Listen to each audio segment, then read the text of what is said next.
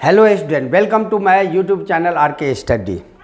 Student, मैं आपको इससे पहले जो वीडियो लाया था, इससे पहले 2 वीडियो ला चुका हूँ इकोनॉमिक्स का चैप्टर आपका वैश्वीकरण और भारतीय अर्थव्यवस्था में।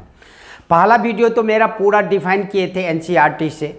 उसके बाद जो है सो आपको 3 क्वेश्चन जो है सो जो इम्पोर्टेंट क्वेश्चन है वो समझाया था।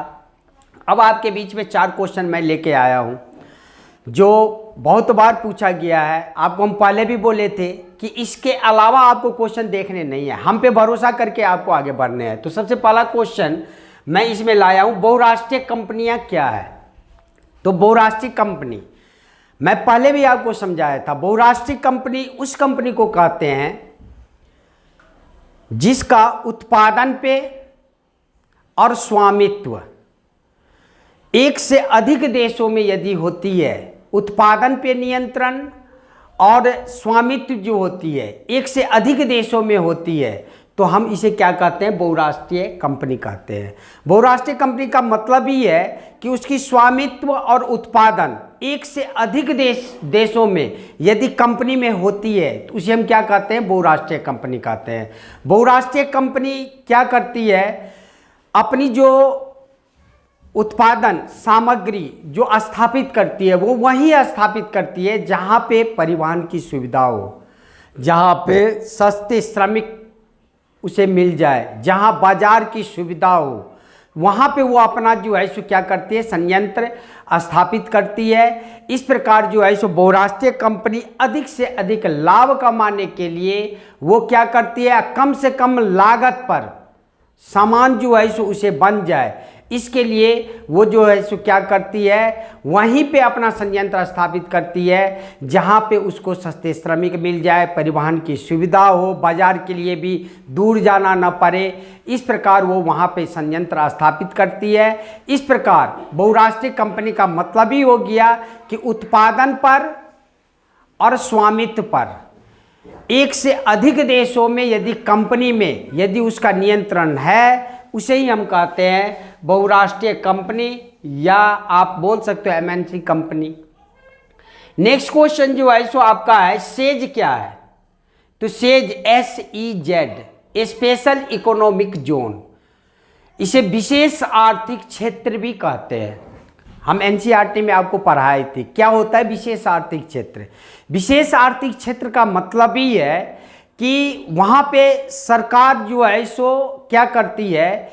विदेशी निवेश को आकर्षित करने के लिए वो स्पेशल इकोनॉमिक जोन बना देती है, जिससे कि विदेशी कंपनी सब हमारे देश में आए और आने के बाद अपनी कैपिटल, अपनी पूंजी निवेश करे। उसके लिए वो सारे सुविधा जो विश्व स्तरीय सुविधा होती है, जैसे आपका जो है सो परिवहन की सुविधा, भंडारण की सुविधा, उसके बाद उत्पादन की सुविधा, श्रमिक की सुविधा, जल की सुविधा, सारे ये से जो है स्पेशल इकोनॉमिक जोन में ये उपलब्ध करवाती है। इसे दूसरे ढंग से भी क्वेश्चन पूछा जाता है कि सरकार जो है सो विदेशी कंपनी को कैसे आकर्षित करती है? यही स्पेशल इकोनॉमिक जोन बनाकर वहाँ पे वो क्या करती है? वो जो है सारे के सारे जो विश्व स्तरीय व्यवस्था होती है वो सारे व्यवस्था वहाँ पे कर देती है। और आपके तो किताब में ये लिखा भी नहीं हुआ है कि ये जो स्पेशल इकोनॉमिक जोन है, जो विदेश की कंपनी आती है उसे 5 वर्ष तक के लिए टैक्स फ्री व्यापार करने के लिए कहा जाता है। आप 5 वर्ष तक टैक्स नहीं पे करने के लिए कहा जाता है। इस प्रकार जो है सरकार क्या करती है? ये स्पेशल इकोनॉमिक जोन में वो सारे के सारे विदेशी कंपनी को बुलाती है कि आप हमारे यहाँ जो है सो व्यापार कीजिए। और इस प्रकार जो है सो हमारे देश को क्या फ़ायदा है? हमारे देश को फ़ायदा है कि हमारा देश जो है सो क्या करेगा? बेरोजगारी खत्म होगी, श्रमिकों को जो है सो क्या होगा? काम मिलेगा, बेरोजगारी खत्म होगा, उसका विकास जो है सो क्या होगा? तीव्र गति से बढ़ने लगेगा। बहुत सारे लोगों की जो है सो जीवन स्तर क्या होगा? ऊंचा उठने लगेगा। इसलिए सरकार ये सेज का निर्माण करती है, स्पेशल इकोनॉमिक जोन का। नेक्स्ट क्वेश्चन आपका है, वैश्वीकरण ने भारत को कैसे लाभान्वित किया है? तो आप कह सकते हैं कि वैश्वीकरण के कारण भारत में जो है सो बहुत सारे ऐसे डिपार्टमेंट हैं, ऐसे विभाग हैं जहाँ पे लोगों को काम नहीं मिल रहा है। लेकिन वैश्वीकरण के दौर के कारण जो है सो क्या हुआ, सारे के सारे लोगों को जो है सो जो बेरोजगारी फैली हुई थी वो सारे के सारे बेरोजगारी क्या हुआ, खत्म हो गया। एक तो आप ये बात कह सकते हो जो स्पेशल इकोनॉमिक जोन के बारे में आपको बोले, इसमें भी आप ला सकते हो कि इस तरह श्रमिकों को क्या मिलता है, यहाँ पे काम मिल जाता है। ये जो आपको बेरोजगारी की समस्या है ये यहाँ पे क्या होती है, ख़त्म हो जाती है। उसके बाद आप कह सकते हो कि उपभोक्ता को क्या फ़ायदा मिलता है भारत में। तो उपभोक्ता को क्या होता है कि जब प्रतिस्पर्धा हो रही है, एक से अधिक कंपनी हमारे देश में आ गई, तो हमें क्या हुआ, हमें चीप रेट पर सामान मिलने लगा, गुणवत्ता वाले सामान मिलने लगा, जो क्वालिटी वाले थे। जब एक ही कंपनी थी तो हमारे पास ऑप्शन नहीं था कि हम क्या खरीदें नहीं खरीदें, बस खराब हो अच्छा हो हमें खरीदना ही था किसी भी हालत में।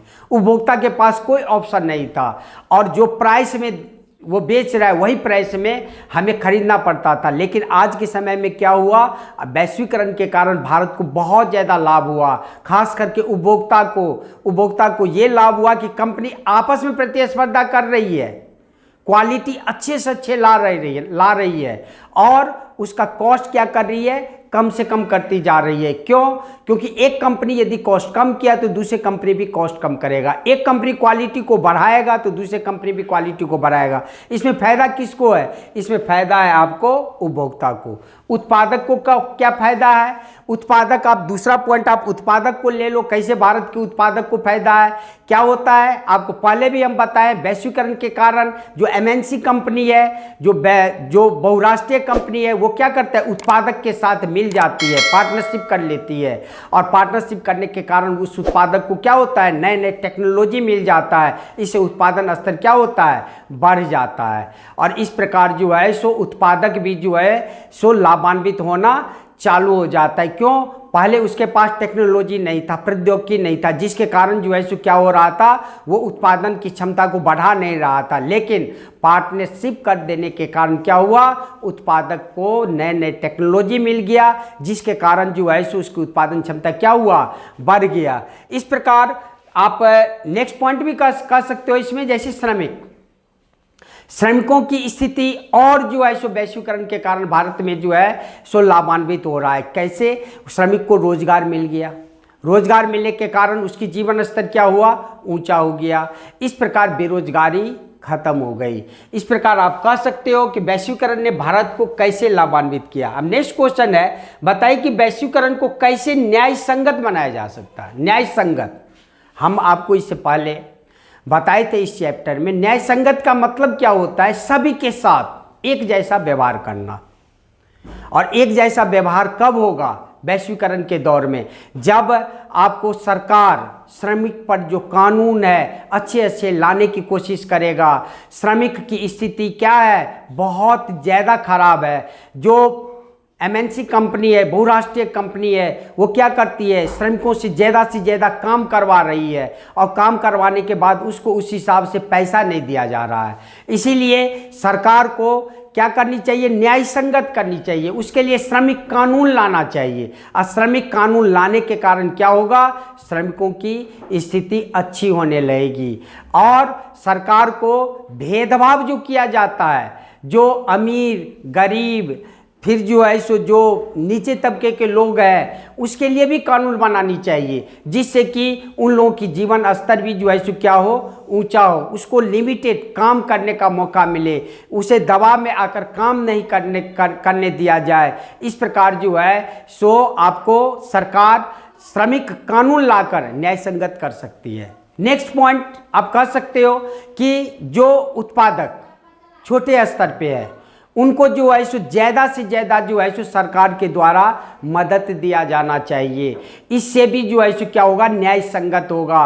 उसे जो है सो विकास करने का जो है सो मौका दिया जाना चाहिए। सरकार का ऐसा पॉलिसी आनी चाहिए कि ज़मीन बहुत है लेकिन उसके पास प्रौद्योगिकी नहीं है, तो सरकार को उसको मदद करके न्याय संगत करनी चाहिए।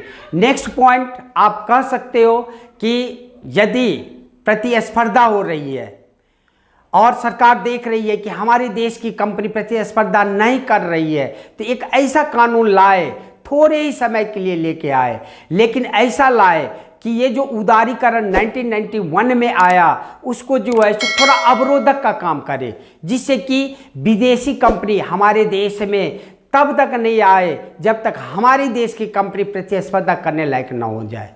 जब हमारी देश की कंपनी प्रतिस्पर्धा करने लायक हो जाएगा, फाइट करने लायक हो जाएगा, तो उसके बाद सरकार को क्या होना चाहिए, उस अवरोधक को, उस उदारीकरण को की दौर जो है सो वो लागू कर देना चाहिए, अवरोधक को हटा देना चाहिए।